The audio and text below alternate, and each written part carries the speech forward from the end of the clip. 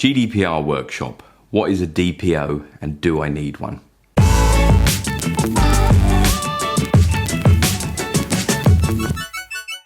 Now, as we've discussed in our other videos in this series, GDPR outlines something called a DPO. So what is this and do I need one? GDPR introduces a set of standards that we must work to if we are collecting, storing and using our contacts' private data. Now, in this instance, we are looking specifically at how GDPR applies to email marketing. In order to ensure that your organisation is successfully implementing and following everything that this new regulation requires, GDPR has the inclusion of a Data Protection Officer, or DPO. The DPO will be the person in your organisation responsible for ensuring that your company is fully compliant at all stages. Okay, so next, let's look at what are the main areas of responsibility for a DPO. Collection of data.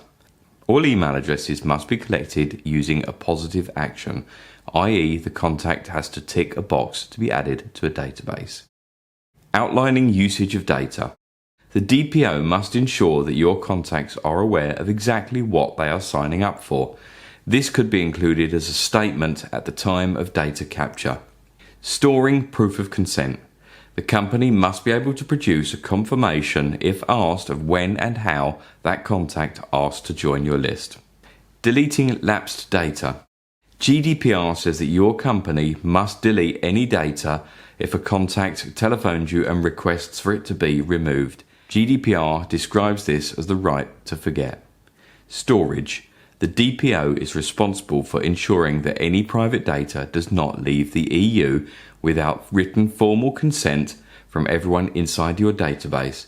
Now, this is especially important if you are using cloud-based software such as email marketing software.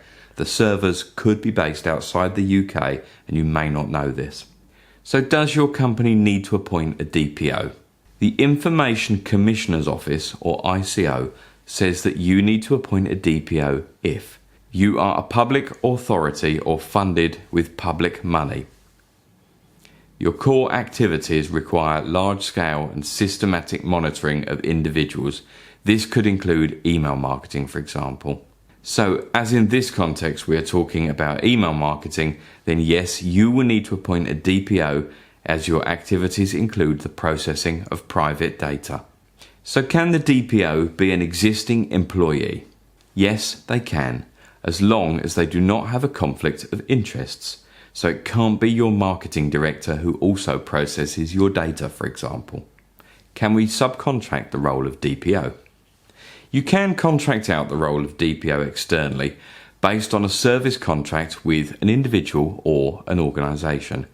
It's important to be aware that an externally appointed DPO should have the same position, tasks and duties as one that you could have appointed internally. Can we share a DPO with other organisations? Now, you may appoint a single DPO to act for a group of companies or public authorities. They just need to be able to carry out the tasks effectively without being overstretched between lots of companies. Okay, so there we are. We've looked at what a DPO is, what their responsibilities are, who can be a DPO, and do you need one? I hope you found this video useful and informative. We have a whole host of videos on GDPR that tackle all of the key areas. If you'd like to have a look at some of those, please visit our website. Thank you.